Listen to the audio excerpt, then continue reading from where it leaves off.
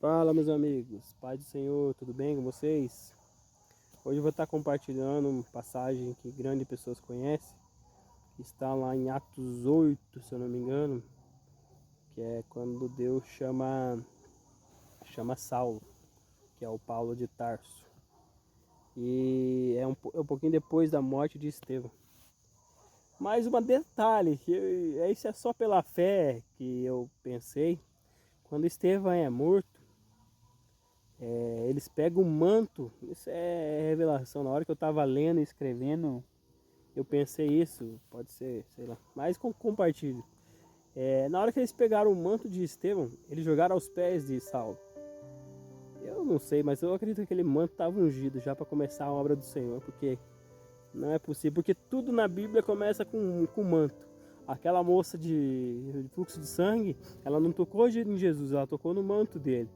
Então eu acredito que aquele manto que estava ungido ainda, o Estevão usava ele, acredito que estava ungido, imagina. Porque é espiritual, né? Mas enfim, é compartilhando na hora que eu estava lendo, tá? Isso não é fato bíblico, não tem nada científico por trás disso, é só uma revelação que eu pensei e estou compartilhando. Aquele manto de Estevão estava ungido e através daquele manto, quando caiu nos pés, começou a obra de Saulo.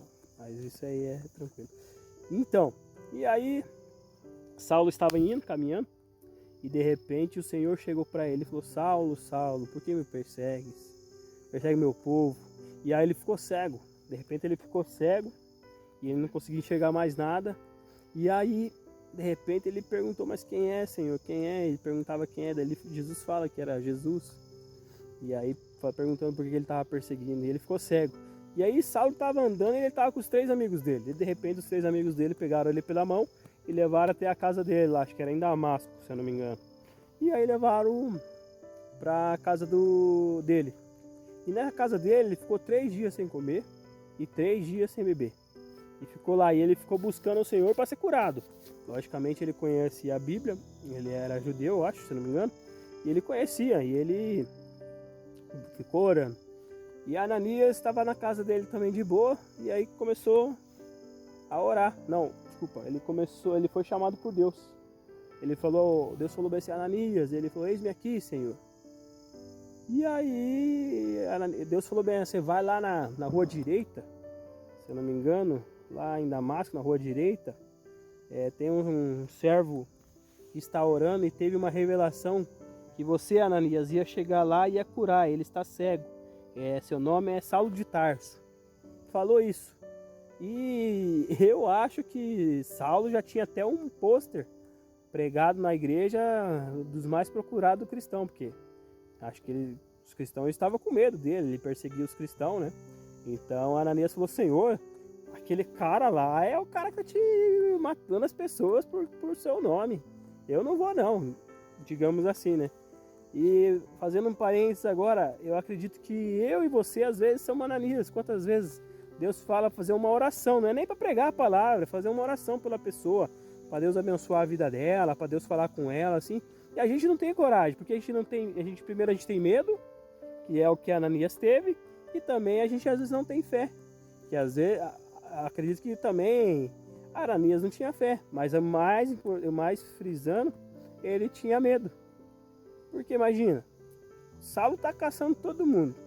O Saulo participou da morte de Estevão, do apedrejamento de Estevão. Ele estava lá, porque o manto caiu sobre o pé dele e ele estava lá. E ele, quando Estevão foi morto, eu não lembro qual versículo fala, que ele viu. Ele conscientizou, alguma coisa assim, se eu não me engano, me falha a memória. Mas ele viu.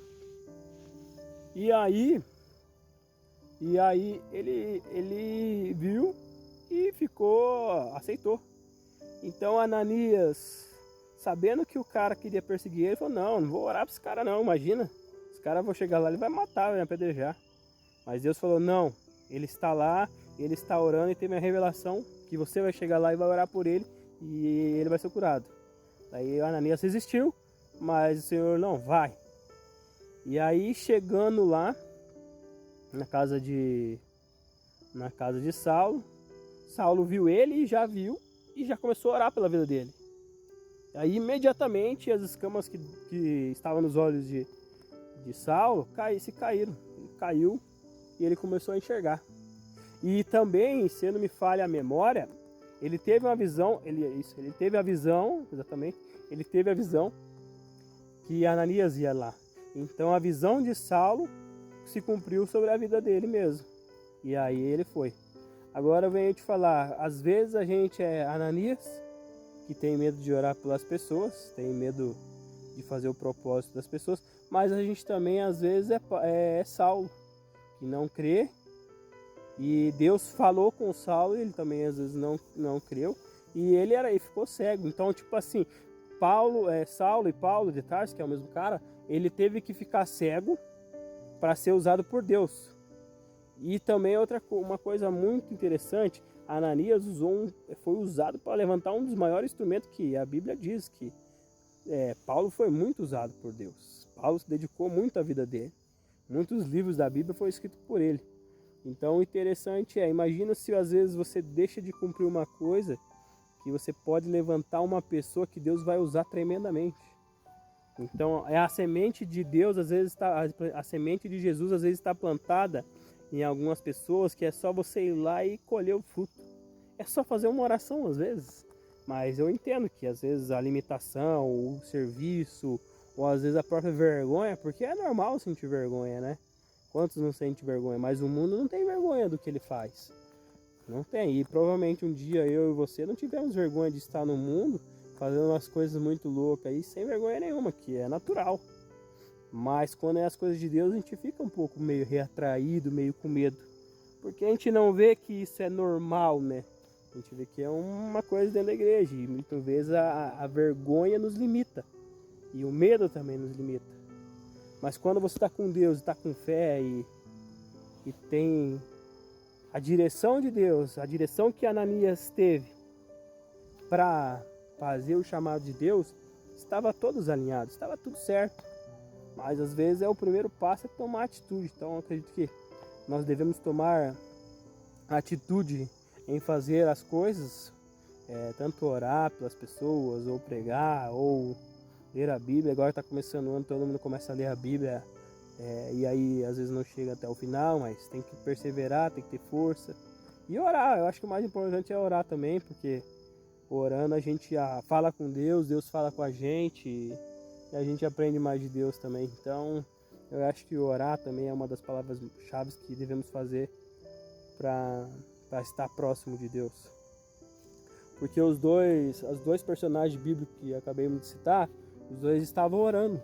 Um orava desesperadamente pela sua cura, e o outro tinha uma vida com Deus, também estava eu não lembro se ele estava orando na hora, Ananias, mas ele ouvia a voz de Deus. Quando Deus chamou ele automaticamente ouviu a voz de Deus e já respondeu. E às vezes eu e você, Deus fala só para o nosso ouvido, e aí a gente fica se perguntando, mas será que é de Deus? Será que é Deus falando comigo? E aí a gente faz o quê? Alguns crentes têm a mania, né? Normal. Pedir as 3 confirmações. Ah, Senhor, se és tu falando comigo. Se és tu falando comigo, né? Então é normal isso acontecer. Isso é natural. E é isso. Eu queria compartilhar isso. Essa é uma passagem bem conhecida por todos que estão na igreja há um bom tempo já. E é isso. Acredito que possa alcançar alguém, possa encorajar alguém de apenas orar. Se você não tem tempo para ir à casa da pessoa, mas a pessoa mora lá do outro lado, meu melhor amigo, meu parente mora lá do outro lado. Hoje em dia, a tecnologia que vivemos, um áudio do WhatsApp, você pode mandar quantos áudios você quiser. Se você quiser fazer uma oração de 1 hora pro teu amigo lá, ele só vai ter que ter paciência de escutar, né? Mas o áudio, você pode mandar um áudio para ele, uma oração de 3 minutos. Então é isso, queria encorajá-los a todos aí a mandar um áudio de 3 minutos. Então pode ser 3 minutos para um amigo aí, uma pessoa aí da família. E é isso, encorajá-los a evangelizar, encorajá-los a pregar a palavra de Deus. Às vezes a pessoa está precisando de uma palavra, uma oração. Você não precisa pregar, eu acredito que você não precisa pregar, mas é uma oração. Deus te abençoe, fale com você, use sua vida, abençoa nessa doença que você está passando, nessa dificuldade que você está tendo com o teu filho, a dificuldade que você está tendo no teu casamento. E aí vai, pergunta para a pessoa o que ela precisa, eu tenho certeza que uma pessoa vai te falar o que ela precisa. Ah, precisa de dinheiro, então ora para ela conseguir um emprego, ganhar um bônus do serviço. E é isso, então essa é a mensagem de hoje. Espero que tenha ajudado alguém, encorajado alguém aí. E é isso, vamos falando, Deus abençoe, que você possa ser Ananias e também possa ser Saulo também. Beleza? Forte abraço a todos, Deus abençoe e tamo junto.